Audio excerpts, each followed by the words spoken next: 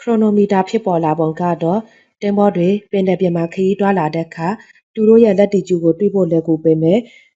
လောင်ဂျီကျူကိုတိတိကျကျတီးဖို့ကခက်ခဲပါတယ်။လောင်ဂျီကျူတီးဖို့အတွက်အချိန်ကိုတိတိကျကျတီးဖို့လိုအပ်လာပါတယ်။18ရာစုမှာဗြိတိန်ဆိုရကလောင်ဂျီကျူပြဿနာကိုဖြေရှင်းနိုင်မဲ့ဒီလန်ရှာဖွေသူကိုစုချီးမြင့်မယ်လို့ကြေညာခဲ့ပါတယ်။ဒီလိုနဲ့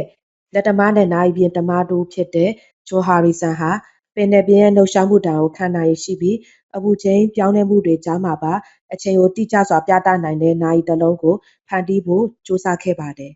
။သူဟာနှစ်ပေါင်းများစွာကြိုးစားအားထုတ်ခဲ့ပြီးနောက်1735ခုနှစ်မှာပထမဆုံးခရိုနိုမီတာဖြစ်တဲ့ H1 ကိုတီထွင်ခဲ့ပါတယ်။နောက်ပိုင်းမှာ H4 တီဆက်လက်တီထွင်ခဲ့ပြီး1761ခုနှစ်မှာ